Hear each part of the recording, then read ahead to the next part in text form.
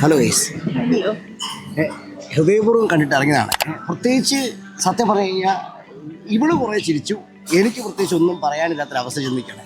നമുക്കൊരു second half മുതലേ തോന്നി തുടങ്ങുന്നത് ഒന്നും നിർത്തടി, എന്തുവാണ് ഇത് എങ്ങോട്ട് കൊണ്ടുപോകണമെന്ന് പറയാൻ പറ്റും. ഒത്തിരിയേറെ മൊമെന്റുകളുണ്ട്. തമാശകള് ശരിയാണ്, നന്നായിട്ട് എൻജോയ് ചെയ്യാൻ പറ്റും. പക്ഷെ കഥ ഒന്നുമില്ല അതിനകത്ത്. കഥ ചിന്തിച്ച് നിങ്ങൾ ആരും പോകണ്ട. ഒരു കാമ്പില്ലാത്ത കഥയുമാണ്. പക്ഷെ അത് കുറച്ചും കൂടെ നല്ല രീതിയിൽ നമുക്ക് എഴുതുവാണെങ്കിൽ വേറെ രീതിയിലൊക്കെ ഒരു ത്രില്ലറൊക്കെ ആയിട്ട് പോവായിരുന്നു. ഇതിപ്പം എന്താ പറയാ, ഭയങ്കര മൈൽഡായി അതാ പറഞ്ഞേ, ലയിപ്പിച്ചളി ഹോമിയോപ്പതി മരുന്ന് പോലെ വെള്ളം ചേർത്ത് വീര്യം കൂട്ടാമെന്ന് പറഞ്ഞ പോലത്തെ ഒരു പരിപാടി കാണിച്ചത്. ഇവിടെ UK ഇന്ത്യൻ റെസ്റ്റോറന്റിൽ കയറണം, വലിയ ഫുഡ് കിട്ടിക്കഴിഞ്ഞാൽ എരിവ് നമ്മൾ തപ്പിയെടുക്കണം. എരിവ് എന്ത് തപ്പേണ്ട രീതിയുണ്ട്, ആ സ്റ്റൈലിലായിക്കളെ നമുക്കൊരു എമ്മി ടേസ്റ്റ് കിട്ടത്തൂല്ലേ, ആ ഒരു രീതിയില്. അതായത് ചിരിക്കാനുണ്ട്, അതെന്നുവെച്ചാൽ നമുക്ക് എന്താ പറയാ, വേണമെന്ന് വെച്ചിരിക്കുന്നതല്ല, മനസ്സിൽ തട്ടി ചിരിക്കാനുള്ളതുണ്ട്. എന്നാൽ ഫുൾ ടൈം ചിരിയുമില്ല. പിന്നെ ക്രിഞ്ചായിട്ട് ഒരുപാട് സീനുകളുണ്ട്. അതാണ് പോയിട്ട് നമുക്കങ്ങ് പലയിടത്തും ഈ പുള്ളിക്കാരി മാളവികയെ നമ്മൾ പണ്ട് മുതലേ കണ്ടുവരുന്ന ഒരു കാമ്പില്ലാത്ത കഥാപാത്രങ്ങൾക്ക് അതൊരു ലിഫ്റ്റില്ലാത്ത ലെവലാണ് കണ്ടുവരുന്നത്. ആ സീനിനകത്ത് മുമ്പോട്ട് പോയിട്ട് പുള്ളിക്കാരിക്ക് കാമ്പൊക്കെ ഉണ്ട് കേട്ടോ. പുള്ളിക്കാരിയാണ് കഥയുടെ സെൻറ്റർ. പക്ഷേ മോഹൻലാലിൻ്റെ പണ്ട് ഒരു കാലത്ത് ഉണ്ടായിരുന്ന സ്ഥിരം നമ്പറുകളുണ്ട്. ഇരുകോണ പ്രണയം, ത്രികോണ പ്രണയം, പിന്നെ അങ്ങനെ പ്രണയമാണോ എന്ന് സംശയിക്കുന്ന വേറൊരു പ്രണയം, പിന്നെ മൂപ്പിക്കാൻ വേണ്ടി കുറച്ച് കൂട്ടുകാരെ, ഈ ടൈപ്പിലുള്ള കുറേ സാധനങ്ങൾ എടുത്ത് വെച്ചിട്ട് ഒരു കാര്യം ഇല്ലാത്തൊരു കാരണത്തിന്റെ പുറകെയാണ് ഈ സംഭവം. നമ്മൾ ആദ്യം ഓർക്കുക എന്തിനാണ് ഈ കാരണം ഉണ്ടാക്കിയെന്ന് ഓർക്കുന്ന ലെവലുള്ളൊരു തിരക്കഥ. അതാണ് ആദ്യം തന്നെ നമുക്ക് മനസ്സിലാവും, ഇതെന്തോന്ന് കഥയാണ്. ഈ കഥ തന്നെ തുടങ്ങിയത് തന്നെ ഇതാണ് ബേസിങ്, ഈ കഥയുടെ ബേസിങ്. ഇത് മുമ്പോട്ട് പോയി കഴിഞ്ഞാൽ വളരെ മനസ്സിലാവും. സത്യമാണ്. ആ രീതിയിൽ എടുത്ത് വെച്ചിരിക്കുന്ന ഒരു ഒട്ടും ബലമില്ലാത്ത ഒരു കഥ. എന്താ പറയാ, വൺ ടൈം വാച്ച് എന്നൊന്നും പറയാനില്ല. ചിരിക്കാനായിട്ട് ഒരു ഫാമിലി ആയിട്ടൊക്കെ വരുവാണെങ്കിൽ നല്ലതാണ്. സത്യം പറഞ്ഞാൽ മോഹൻലാലിന്റെ പടമായിട്ട് നോക്കുക ഫസ്റ്റ് ഡേ ഫസ്റ്റ് ഷോ കയറാൻ വേണ്ടിയിരുന്ന എങ്ങനെ FDFs കയറുകയായിരുന്നെങ്കിൽ സത്യം പറയട്ടെ തെറിയല്ലാതെ എനിക്ക് വേറെ ഒന്നും വിളിക്കാൻ കണ്ടില്ല. സ്റ്റാഫിനകത്ത് നമ്മൾ ആദ്യം ഓർക്കും ഇയാൾ ഈ മണ്ടത്തരം തന്നെ ചെയ്യുന്നത് എത്ര കാലം ചെയ്യും. വീണ്ടും ഇയാളെ ആന്റണി പെരുമ്പാവൂരിനെ കൊണ്ടിരുന്നു. ആന്റണി പെരുമ്പാവൂരിനെ വീണ്ടും അവതരിപ്പിക്കുന്നത് പുള്ളി അതിനകത്ത് ഇയാളെ നേരിട്ട് കാണാൻ വേണ്ടി ഒരു സീൻ ഉണ്ടാക്കുന്ന ഒരാവശ്യമില്ല.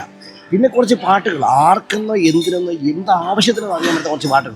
എൽസ വരെ അവസാനത്തേക്ക് പാട്ട് എൽസ പറയുന്നുണ്ട്, അയ്യോ പാടല്ലേ പ്ലീസ്, ഇനി ഒരു പാട്ട് പാടല്ലേ എന്ന് പറയുന്നുണ്ട്. ഇത് OTT ഇറങ്ങി കഴിഞ്ഞപ്പോഴത്തേക്കും മോഹൻലാൽ എല്ലാവരും തെറി വിളിച്ച് കൊല്ലും. കാരണം അതിന്റെ തീം അങ്ങനെ അവരാക്കി ഇട്ട് വെച്ചിരിക്കുന്നത്.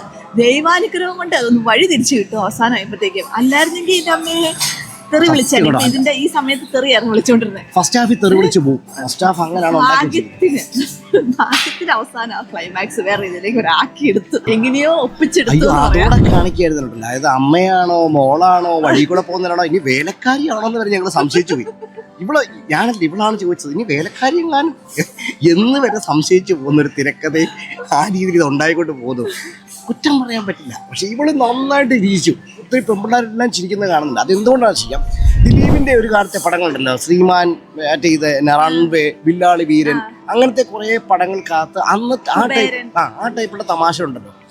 തമാശ ഉണ്ട്. But the humour is not politically correct. But and humour doesn't work in a way related to the situation. അത് ഹ്യൂമറിന് വേണ്ടി ഹ്യൂമർ ഉണ്ടാക്കി സ്ക്രിപ്റ്റിന് വേണ്ടി ആ ലെറ്ററിങ്ങിന് വേണ്ടി മാത്രം ഉണ്ടാക്കിയെടുത്ത ഒരു 2-3 വരികൾ എന്ന് പറയുന്നത്.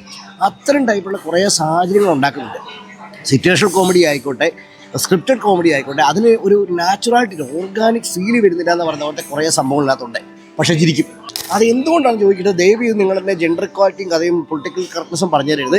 പെണ്ണുങ്ങൾക്ക് ഇത്തരം തമാശകൾ ഇഷ്ടപ്പെടും. തീർച്ചയായിട്ടും തമാശക്ക് ചിരിക്കാനുള്ളത്. എല്ലാ തമാശക്കും ചിരിക്കത്തൊന്നുമില്ല. കാരണം ഇതിനകത്ത് വേറെ തമാശകാരായിട്ട് ഇറക്കിയിരിക്കുന്ന ലാലു അലക്സ് ആണ്. പക്ക ക്രിഞ്ചായിട്ടുള്ള ക്രിഞ്ച് എന്ന് പറഞ്ഞാൽ പുള്ള പണ്ടത്തെ സീൻ, എടാ പേഴ്സണൽ അഴിഞ്ഞ് വന്ന് ഞാനൊരു കാര്യം പറഞ്ഞോട്ടെ എന്ന് പറയുന്ന സാധനത്തിന് വേറൊരു മോഡൽ വീണ്ടും പുള്ളി എപ്പോൾ കണ്ടാലും ഇത് തന്നെ ഇപ്പം വന്നു പേഴ്സണൽ അടി ഒരു കാര്യം ചോദിക്കട്ടെ. ഇത് തന്നെ പിന്നെ റിപ്പീറ്റ്. പിന്നെ ഹൃദയത്തിന്റെ കഥ വേറെ. ഒരു ഹൃദയം ഒരിടത്തുനിന്ന് കൊടുത്ത കഥയാണ് ഈ സംഭവം. ഒരു ഹൃദയം ഒരാൾക്ക് മാറ്റി വെച്ചതിന്റെ കടപ്പാടും ബഹളമുള്ളതാണ് ഈ സംഭവം. വേറൊന്നുമില്ല, വേറൊരു സാധനം പറയും. എനിക്ക് ലാലിന്റെ കൂടെയുള്ള ആ ചെറുപ്പക്കാരൻ, അവന്റെ പേരെന്നാ, കുറെ സിനിമകളുണ്ടല്ലോ ഇപ്പൊ അവൻ. പയ്യൻ, ആ സപ്പോർട്ടിംഗ് ക്യാരക്ടർ വന്ന പയ്യൻ അടിപൊളിയാണ്, നന്നായിട്ട് ചെയ്തിട്ടുണ്ട്. അവനെയാണ് ഈ തമാശകൾ മുഴുവൻ പൊട്ടിക്കുന്നതും നമുക്ക് ചിരിക്കാൻ തോന്നുന്നതും അവൻ പറയണോണ്ടാട്ടോ. അതിന് പകരം ദൈവാനുഗ്രഹം കൊണ്ട് വേറെ നമ്മുടെ പഴയ ആൾക്കാരൊന്നും എടുത്തിട്ടില്ല. പുതിയ ആളായതുകൊണ്ട് ആ കോമ്പോ നമ്മൾ അധികം കണ്ടിട്ടില്ലാത്തതുകൊണ്ട് അത് നമുക്ക് ഇഷ്ടപ്പെടും കണ്ടിരിക്കാൻ. പിന്നെ ആ പെണ്ണിന്റെ അമ്മേനെ കാണിച്ചപ്പോ ഞാൻ വേറെ കുറച്ചും കൂടെ ഒക്കെ പ്രതീക്ഷിച്ചു. കാരണം ഇടനേരത്തെ പുള്ളിക്കാരി നഷ്ടപ്പെട്ടു പോയ കെട്ടിയവനെ കുറിച്ച് വർത്താനം പറയുകയും അതിന്റെ അയാളോട് അടി പിടിക്കാൻ വേണ്ടി മോളെ ഉത്തരവാദിത്തപ്പെടുത്താൻ നടത്തിയൊക്കെ സീനൊക്കെ ഉണ്ട്. സത്യം പറയാൻ വലിച്ചു നീട്ടുകയാണ്, റബ്ബർ ബാൻഡ് പോലെ വലിച്ചു നീട്ടുകയാണ്. അതിൻ്റെ വ്യത്യാസം കാണാനുണ്ട്. എല്ലാം മേനോൻ, നമ്പ്യാർ, കേണൽ, ഈ വിഭാഗങ്ങൾ മുഴുവൻ അതേ ഉള്ളൂ. നമുക്ക് ഇതിനകത്ത് ഇങ്ങനെ തോന്നും, മൊത്തം ഈ ബ്രാഹ്മണത്വം നിറഞ്ഞു നിൽക്കുന്ന ഒരു അന്തരീക്ഷമാണ് ആ മൊത്തം. എനിവേ പോട്ടെ, അതൊന്നും നമ്മൾ വലിയ കാര്യമായിട്ട് കാണുന്നില്ലെങ്കിലും പക്ഷേ ഇപ്പം മലയാള സിനിമയ്ക്ക് അങ്ങനെ ഒരു സംഭവം ഉണ്ട് കേട്ടോ. അതുകൊണ്ടാണ് എടുത്ത് പറയുന്നത്. ഒരു മട്ടാഞ്ചേരി ഗ്രൂപ്പും ഒരു ട്രിവാൻഡ്രം ബേസ്ഡ് ഗ്രൂപ്പും സിനിമയ്ക്കകത്ത് വളരെ പ്രബലമായിട്ട് വളരെ വളരെ ക്ലീനായിട്ട് നമുക്കത് കാണാം. അങ്ങനെ ഒരു സംഭവം ഓടുന്നുണ്ട്, അങ്ങനെ ഗ്രൂപ്പിംഗ് ഓടുന്നുണ്ട് കാണാം. ഈ പടം സത്യനന്ദിക്കാടിൻ്റെ പഴയ അയാളുടെ ലൈറ്റ് മൂഡ്, ഒരു കുടുംബജീവിത സ്റ്റൈൽ കണ്ടിരിക്കുന്ന ആൾക്കാർക്ക് ഇഷ്ടപ്പെടാൻ ചാൻസ് ഉണ്ട്, അത്രേ പറയാനുള്ളൂ. നമ്മുടെ സത്യനന്ദിക്കാടിന്റെ സ്ഥിരം നായികയുണ്ടല്ലോ, അവരും അവസാനം വരുന്നുണ്ട് കാമിയോ റോളിൽ. കാമിയോ റോളൊക്കെ കോമഡിയാണ്. അതായത് ഇതിനൊക്കെ ഒരു എക്സ്പ്ലനേഷൻ കൊടുക്കുന്നുണ്ട്, എന്തുകൊണ്ട് മോഹൻലാൽ ഓരോ പെണ്ണുങ്ങളെയും കാണുമ്പോൾ ഇങ്ങനെ ഓർക്കുന്നു ചിറ്റപ്പാ എന്ന് പറയുന്നൊരു സംഭവമൊക്കെ. നിങ്ങൾ തിയേറ്ററിൽ കാണണമെന്ന് ഞങ്ങൾ റെക്കമെൻഡ് ചെയ്യുന്നുമില്ല, പക്ഷേ ഇത് ഞങ്ങളുടെ പേഴ്സണൽ അഭിപ്രായമാണ്.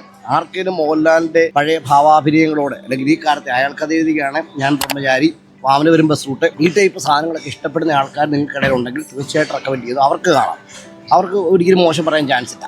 ഇതൊന്നും എനിക്ക് ഇഷ്ടപ്പെട്ട പടങ്ങളല്ല. അയാൾക്കത് എഴുതുന്നത് എനിക്ക് ഇഷ്ടപ്പെട്ടാണ്, പക്ഷെ അതിൻ്റെ ലെയറിങ്ങോ അതിൻ്റെ സ്റ്റൈലിങ്ങോ ഫ്ലേവറോ ട്രീറ്റ്മെൻറ്റ് ഈ പടത്തിലില്ല. പൂനെ പോലത്തെ ഒരു നഗരത്തിൽ ഒരു ക്ലൗഡ് കിച്ചൺ നടത്തുന്ന സന്ദീപ് ബാലകൃഷ്ണൻ എന്ന് പറഞ്ഞ ഒരാൾ വന്നിറങ്ങി ഒരു പ്രത്യേക സാഹചര്യത്തിൽ വന്നിറങ്ങേണ്ടി വരുന്നു. അയാളൊരു ഫാമിലിയോട് ചേർന്ന് നിൽക്കേണ്ടി വരുന്നു. ആ ഫാമിലിക്കകത്ത് ഒരു ആക്സിഡൻ്റ് ഉണ്ടായിട്ട് പുള്ളിക്കവിടെ സ്റ്റേ ചെയ്യേണ്ടി വരുന്നു. പിന്നെ പുള്ളി ആ ഫാമിലിക്കകത്ത് ഒരു ഇമ്പോർട്ടൻറ്റ് മെമ്പറായി മാറുന്നതും പുള്ളിക്കവിടെ വിട്ടുപോകുമ്പോൾ ഇയാൾ കുറേ തെറ്റിദ്ധാരണ ഉണ്ടാകുന്നു. ഇത്രയേ ഉള്ളൂ കഥ. ഇതിന് മുകളിൽ പറയാൻ പറ്റത്തില്ല, അതിന് മുകളിൽ പറയാനില്ല അല്ലേ. 4 ലൈനോടെ പറഞ്ഞ കഥ മുഴുവനായി. കണ്ടിറങ്ങി കഴിഞ്ഞ് കഴിയുമ്പോഴത്തേക്കും കുറച്ച് ചിരിച്ചു വന്നല്ലാതെ നമുക്ക് ഒന്നും തോന്നുന്നില്ല. പ്രത്യേകിച്ച് ഒന്നും തോന്നുന്നില്ല. അതാണ് നിങ്ങൾ നോട്ട് ചെയ്യേണ്ട പോയിന്റ്. ഹൃദയപൂർവ്വം ഞങ്ങൾ റെക്കമെൻഡ് ചെയ്യുന്നില്ല തിയേറ്ററിൽ. ഉണ്ടോ നീ പറയുന്നുണ്ടോ? OTT പോലും നമുക്ക് നിങ്ങൾ വരുത്തി എന്താ നമ്മുടെ ഈ മലയാളികളാണെങ്കിൽ രണ്ടും തെറിയൊക്കെ കൂട്ടി എന്തെങ്കിലുമൊക്കെ പറയാനുള്ള ചാൻസ് വളരെ കൂടുതലാണ്. അതുകൊണ്ട് ഒരുപാട് പ്രതീക്ഷ ഒന്നും കാണരുത്. പിന്നെ തമാശയായിട്ട് നമുക്ക് ടൈം പാസ്സായിട്ട് കാണാനായിട്ട് ഞാൻ റെക്കമെൻഡ് ചെയ്യുന്നു. അപ്പോൾ കഴിക്കട്ടെ, അടുത്ത പടത്തിൽ കാണാം. Thank you.